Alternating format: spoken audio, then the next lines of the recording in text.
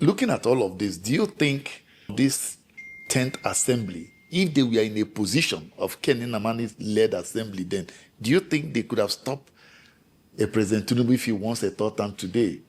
Let us even, for the sake of argument. No, of course, it is not. You see, let me tell you, I think a lot of people are not aware that this country is very deep. Victor, this country is very deep. I can tell you that for free, because I have been privileged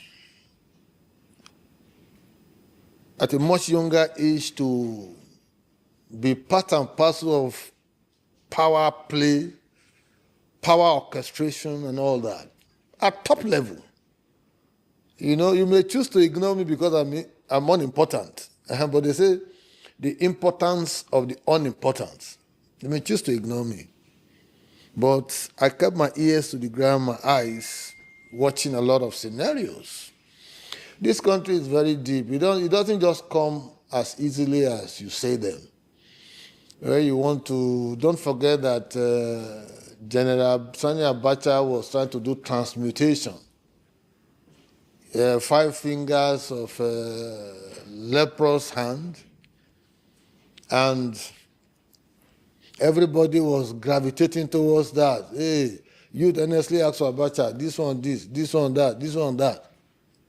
When it was getting to the climax, when conventions had been concluded, don't forget, the last one was that of Grassroots Democratic Movement, for which I was a member. I was working hand in hand with late Alhaji M.D. Yusufu, former Inspector General of Police. We went to Borno for our own convention. Al-Mustafa came there. He came with presidential jet twice. They tried to manipulate, and at the end of the day, light went off at Economic Stadium, the venue of the convention. Before you say Jack Robinson, before light was restored, they finished writing whatever they want to write and all that, and MD Yusufu was said to have been defeated.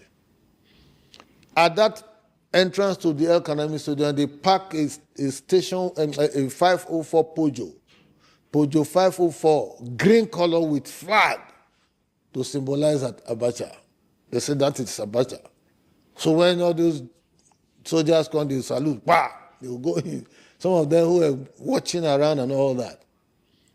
When we finished from this, in the following day, we took off down to Lagos. It was the first time I was ever visiting Maiduguri. We stayed in the Deribe Hotel. And my brother, the heat that dealt a blow on us, it wasn't easy.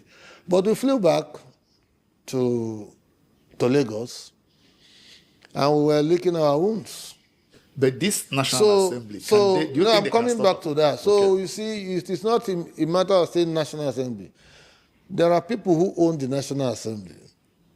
Really? Yeah, Nigerians. You don't think that you can just get things across. Remember you said OBJ, second time he was waiting on God. Eventually he got it. And then started thinking of something else. If TINUBU is to get a second term, yes, and then begin to think of a third term, do you think that this National Assembly can stop him? President TINUBU does not have the same mindset with an OBJ. You think so? I know so. Please. Let me tell you, I have an uncanny gift of understanding people and knowing their, the elemental idiosyncrasies and undercurrents. At OBJ from 1999 to 2003 was more or less like a stranger in government.